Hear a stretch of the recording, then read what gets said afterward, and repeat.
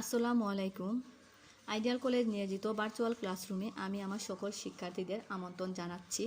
আমি নাজমিন সুলতানা সুমা, প্রভাষক অর্থনীতি। বিশ্ব আজ এক কঠিন সময় পার করছে, আমরাও এর বাহিরও নয়। আর যার কারণে আমাদের একাডেমিক সকল কার্যক্রম বন্ধ আছে।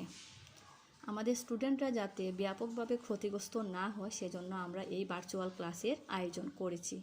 আমি আশা রাখছি আমার সকল শিক্ষার্থীবৃন্দ তোমরা মনোযোগের সাথে ক্লাসগুলো দেখবে এবং তা বোঝার চেষ্টা করবে।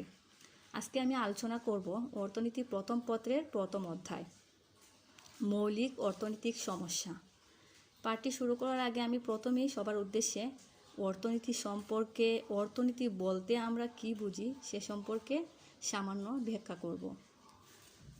অর্থনীতি হচ্ছে এমন একটি বিজ্ঞান যা অসীম অভাব ও সীমিত সম্পদের মধ্যে সামঞ্জস্য বিধানের মাধ্যমে মানব আচরণ নিয়ে আলোচনা করে। অর্থাৎ আমাদের অভাব অসীম, কিন্তু সেই তুলনায় সম্পদ সীমিত, আর সেই সীমিত সম্পদ ও অসীম অভাবের মধ্যে সামঞ্জস্য বিধানই হচ্ছে অর্থনীতির মূল লক্ষ্য। এখন আমরা আসব দুষ্প্রাপ্যতা বলতে কি বুঝি। প্রয়োজনের তুলনায় সম্পদের স্বল্পতাকেই দুষ্প্রাপ্যতা বলে। প্রয়োজনের তুলনায় সম্পদের স্বল্পতাকেই দুষ্প্রাপ্যতা বলে। আমাদের অভাব অসীম, কিন্তু সে তুলনায় সম্পদের পরিমাণ খুবই কম, যার কারণে সেই দুষ্প্রাপ্যতার সমস্যাটা দেখা দেয়। অর্থাৎ প্রয়োজনের তুলনায় সম্পদের স্বল্পতাকেই দুষ্প্রাপ্যতা বলে। নির্বাচন কাকে বলে? দুই বা ততোধিক অভাবের মধ্যে গুরুত্ব অনুসারে কিছু অভাব বাছাই করাকেই নির্বাচন বলে। আমাদের জীবনে অভাব অসীম। একটি অভাব পূরণ করলে আমাদের সামনে আরেকটি অভাব এসে হাজির হয়, কিন্তু প্রত্যেকটি অভাবেরই কিন্তু গুরুত্ব আমাদের কাছে সমান নয়। কিছু অভাব আছে আমাদের খুবই গুরুত্বপূর্ণ, আবার কিছু অভাব আছে কম গুরুত্বপূর্ণ। তাই আমাদেরকে গুরুত্বের ভিত্তিতে নির্বাচন করতে হবে কোন অভাবটি আমি আগে পূরণ করব। তাই নির্বাচন বলতে আমরা বুঝি দুই বা ততোধিক অভাবের মধ্যে গুরুত্ব অনুসারে কিছু অভাব বাছাই করাকে নির্বাচন বলে। অর্থনৈতিক ব্যবস্থা বলতে কি বোঝায়? অর্থনৈতিক কার্যাবলীর প্রাতিষ্ঠানিক কাঠামোকে অর্থনৈতিক ব্যবস্থা বলে। অর্থাৎ অর্থনৈতিক কার্যাবলীর যে প্রাতিষ্ঠানিক কাঠামো আছে তাই হলো অর্থনৈতিক ব্যবস্থা। ব্যষ্টিক অর্থনীতি বলতে কি বোঝায়? অর্থনীতির যে শাখায় অর্থনীতির বিভিন্ন ক্ষুদ্র ক্ষুদ্র এককের আচরণ বিশ্লেষণ নিয়ে আলোচনা করা হয় তাকে ব্যষ্টিক অর্থনীতি বলে। অর্থাৎ অর্থনীতির যে শাখায় অর্থনীতির যে সকল ক্ষুদ্র ক্ষুদ্র বিষয় আছে, যেমন একজন ভোগকারী, একটি উৎপাদন প্রতিষ্ঠান, এইসব নিয়ে যা আলোচনা করে তাই হচ্ছে ব্যষ্টিক অর্থনীতি। সামষ্টিক অর্থনীতি বলতে কি বুঝো? অর্থনীতির যে শাখায় অর্থব্যবস্থার সামগ্রিক দিক নিয়ে আলোচনা করে তাকে সামষ্টিক অর্থনীতি বলে। যেমন মোট ভোগ, মোট বিনিয়োগ। অর্থাৎ অর্থনীতির যে শাখায় অর্থব্যবস্থার বিশাল বা সমগ্র দিক নিয়ে আলোচনা করা হয় তাকে আমরা বলি সামষ্টিক অর্থনীতি। সামষ্টিক অর্থনীতির ইংরেজি প্রতিশব্দ হচ্ছে ম্যাক্রো, যার অর্থ বৃহৎ। উৎপাদন সম্ভাবনা রেখা বলতে কি বুঝো?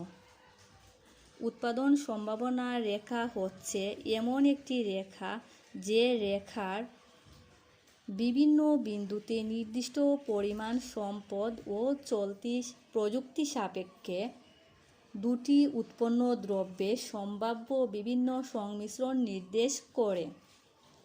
আবার বলি, উৎপাদন সম্ভাবনা রেখা হচ্ছে এমন একটি রেখা যে রেখার বিভিন্ন বিন্দুতে নির্দিষ্ট পরিমাণ সম্পদ ও চলতি প্রযুক্তি সাপেক্ষে দুটি উৎপন্ন দ্রব্যের সম্ভাব্য বিভিন্ন সংমিশ্রণ নির্দেশ করে। অর্থাৎ এখানে বিভিন্ন নির্দিষ্ট পরিমাণ সম্পদ বলতে বোঝানো হয়েছে আমার উৎপাদন করতে কী পরিমাণ সম্পদ প্রয়োজন এবং তা কী কী। চলতি প্রযুক্তি বলতে আমরা বুঝি কিছু কিছু দেশে উৎপাদন করা হয় শ্রমনিবিড় উৎপাদন কৌশলের মাধ্যমে, আবার কিছু কিছু দেশে উৎপাদন করা হয় পুঁজিনিবিড় অর্থনীতির মাধ্যমে। যেহেতু আমাদের দেশ উন্নয়নশীল দেশ, তাই আমরা বলতে পারি আমাদের দেশ কি শ্রমনিবিড় অর্থনীতি ফলো করে, আবার উন্নত দেশগুলোতে কি করে পুঁজিনিবিড় অর্থনীতি ফলো করে। তাই উৎপাদন সম্ভাবনা রেখা হচ্ছে এমন একটি রেখা যে রেখার বিভিন্ন বিন্দুতে নির্দিষ্ট পরিমাণ সম্পদ ও চলতি প্রযুক্তি সাপেক্ষে কী প্রযুক্তি সেখানে ব্যবহার করা হবে সেটা অবশ্যই উল্লেখ থাকবে। চলতি প্রযুক্তি সাপেক্ষে দুটি উৎপন্ন দ্রব্যের সম্ভাব্য বিভিন্ন সংমিশ্রণ নির্দেশ করে।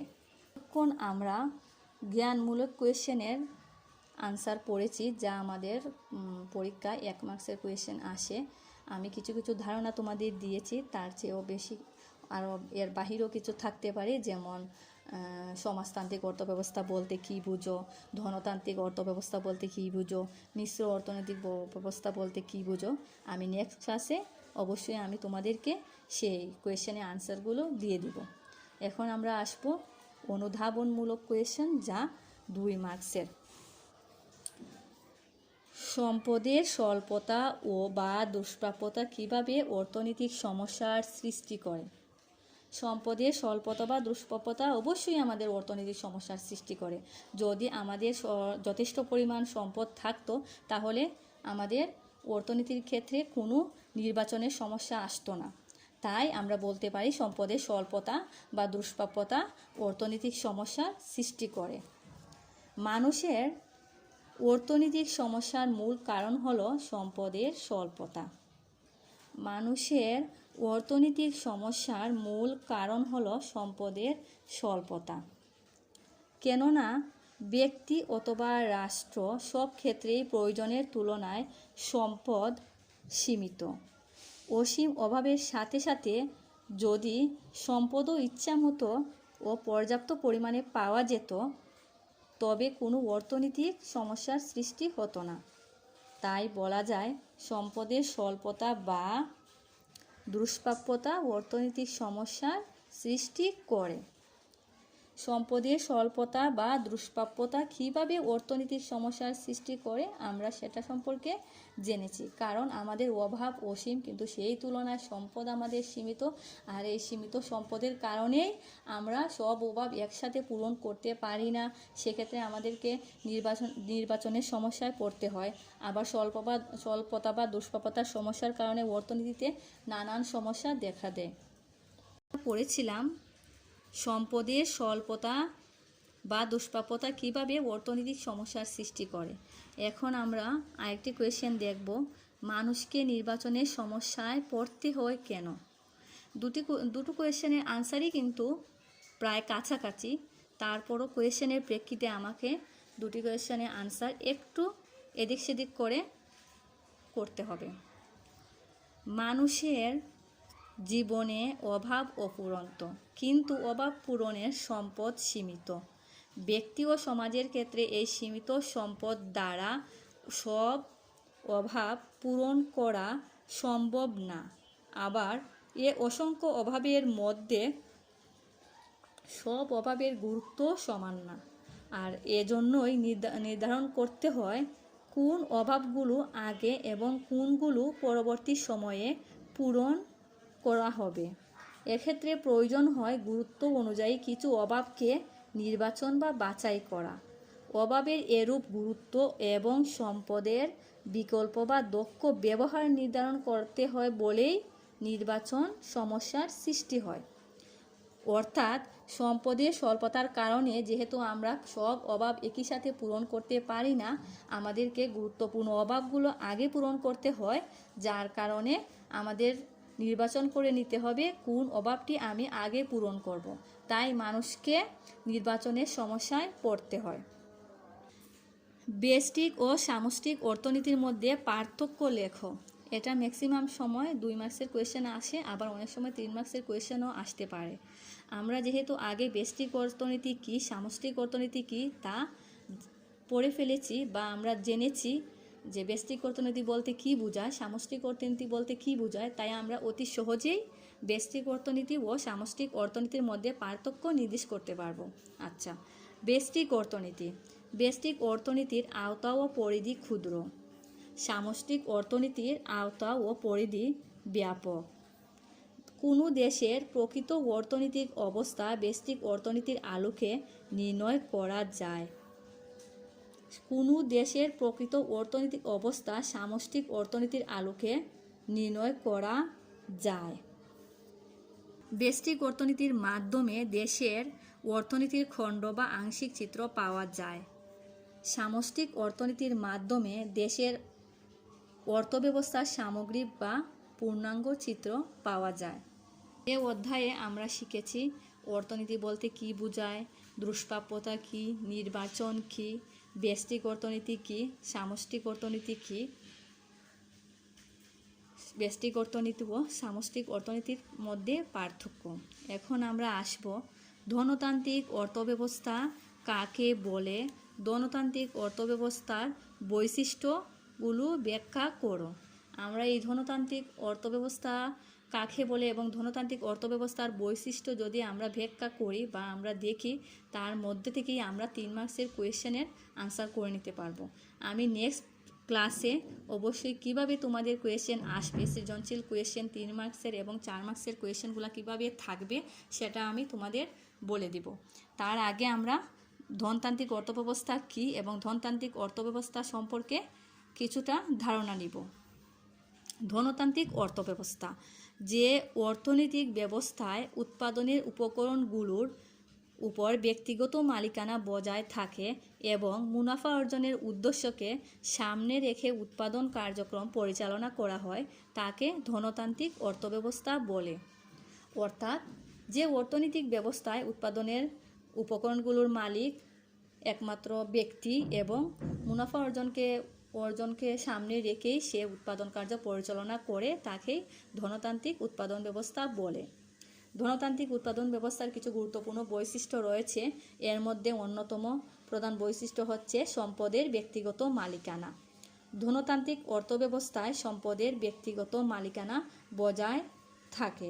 ব্যক্তি তার ইচ্ছামতো সম্পত্তি বৃদ্ধি করতে পারে কর্মোদ্যমের মূল উৎস হিসাবে বিবেচিত। মুনাফা অর্জন। মুনাফা আহরণকে সামনে রেখে ধনতন্ত্র উৎপাদন কার্যে পরিচালিত হয়। যেসব ক্ষেত্রে মুনাফা বৃদ্ধি পাবার সম্ভাবনা থাকে সেসব ক্ষেত্রে বিনিয়োগ বৃদ্ধি পায়। অর্থাৎ আমি যেহেতু ধনতান্ত্রিক অর্থব্যবস্থার মাধ্যমে উৎপাদন করব, সেক্ষেত্রে আমি অবশ্যই দেখব কোন খাতে বিনিয়োগ করলে আমার মুনাফা সর্বোচ্চ হবে এবং কোন খাতে উৎপাদন করলে আমি সবচেয়ে বেশি মুনাফা লাভ করতে পারবো। তাই মুনাফা অর্জন হচ্ছে ধনতান্ত্রিক অর্থব্যবস্থার অন্যতম একটি লক্ষ্য। আয় বন্টনে অসমতা। ধনতন্ত্রে আয় ও সম্পদ বন্টনে অসমতা বা বৈষম্য দেখা যায়। ব্যক্তি মালিকানা থাকায় সম্পদের বন্টন অসম হয়। এক্ষেত্রে যার সম্পদ যত বেশি তার আয় তত বেশি হয়। ধনতান্ত্রিক অর্থব্যবস্থার আরেকটি গুরুত্বপূর্ণ বৈশিষ্ট্য হচ্ছে উদ্যোগের স্বাধীনতা। উদ্যোক্তার স্বাধীনতা ধনতন্ত্রের অপরিহার্য শর্ত। উৎপাদন, ভোগ, বন্টন, বিনিয়োগ প্রভৃতির ক্ষেত্রে বেসরকারি উদ্যোগ স্বীকৃত। মানুষের অর্থনৈতিক কর্মকাণ্ডে সরকারের কোনো হস্তক্ষেপ থাকে না। অর্থাৎ ধনতান্ত্রিক অর্থব্যবস্থায় উদ্যোক্তার স্বাধীনতাই সর্বশ্রেষ্ঠ। সে ইচ্ছা অনুযায়ী যে কোনো দ্রব্য উৎপাদন করতে পারে, এক্ষেত্রে কোনো সরকারের কোনো হস্তক্ষেপ থাকে না। ভোক্তার স্বাধীনতা। ধনতান্ত্রিক অর্থব্যবস্থায় ভোক্তার পছন্দকে সরকারের বা রাষ্ট্র নিয়ন্ত্রণ করবে না। ভোক্তা তার ইচ্ছানুযায়ী যে কোনো দ্রব্য ভোগ করতে পারবে। উৎপাদনকারীরা ভোক্তাদের স্বাধীন চাহিদার সাথে সামঞ্জস্য রেখে তাদের উৎপাদন পরিচালনা করবে। অর্থাৎ ধনতান্ত্রিক অর্থব্যবস্থার ভোক্তার স্বাধীনতা সর্বজন স্বীকৃত, কেননা ভোক্তার চাহিদাকে সামনে রেখেই উৎপাদক তার দ্রব্য সামগ্রী উৎপাদন করে থাকে। এক্ষেত্রে সরকারি কোনো হস্তক্ষেপ থাকে না। আজকের মতো আমাদের এই ক্লাস শেষ। আমরা ইনশাআল্লাহ আগামী ক্লাসে, আল্লাহ যদি আমাদের সুস্থ রাখে, আগামী ক্লাসে আমরা পরের টপিকসগুলো পড়ে নিব। কিভাবে 3 মার্কসের কোয়েশ্চেন আসে, কিভাবে 4 মার্কসের কোয়েশ্চেন আসে এবং তা কিভাবে আনসার করতে হয় সেগুলো সম্পর্কে আমি তোমাদের অবশ্যই ধারণা দিব। সবাই ভালো থাকবা, সুস্থ থাকবা, আমার জন্য দোয়া করবা।